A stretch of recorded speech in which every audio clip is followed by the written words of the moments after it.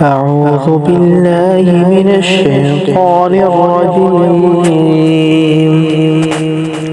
بسم الله الرحمن الرحيم.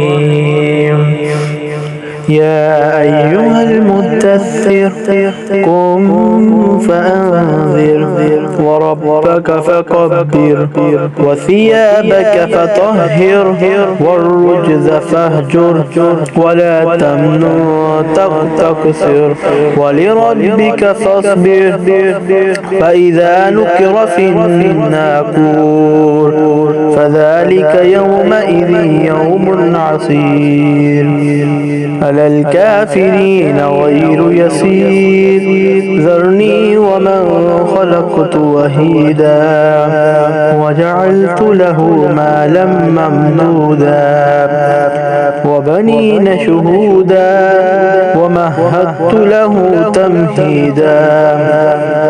ثم يطمع أن أزيد كلا إنه كان لآياتنا عنيدا فألئكه سعودا إنه فكر وقدر فقتل كيف قدر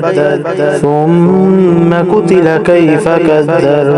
ثم نذر ثم عبس وبصر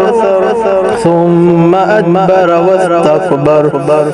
فقال إن هذا إلا سحر يؤثر إن هذا إلا قول بشر سأصليه سقر وما أدراك ما سقر لا تبكي ولا تذر لواحة للبشر عليها 19 وما جعلنا أصحاب النار إلا ملائكة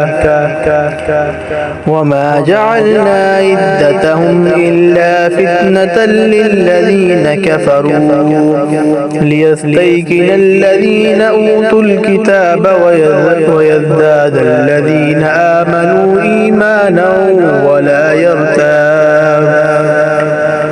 ولا يرتاب الذين أوتوا الكتاب والمؤمنون وليقول الذين في قلوبهم مرض والكافرون ماذا أراد الله بهذا مثلا كذلك يضل الله من يشاء ويهدي من يشاء وما يعلم جنود ربك إلا هو وما هي إلا ذكرى للبشر كلا والقمر والليل إذ أدبر والصبح إذا أسفر إنها لإحدى الكبر نذيرا للبشر لمن شاء منكم أن يتقدم أو يتأخر كل نفس بما كسبت رهينة إلا أصحاب اليمين في جنات يتساءلون عن المجرمين ما سلككم في سقر قالوا لم نك من المصلين ولم نك نطعم المسكين وكنا نخوض مع الخائضين وكنا نكذب بيوم الدين حتى أتانا اليقين فما تنفعهم شفاعة الشافعين فما لهم عن التذكرة معرضين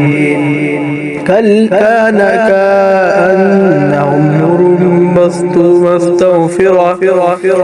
فرت من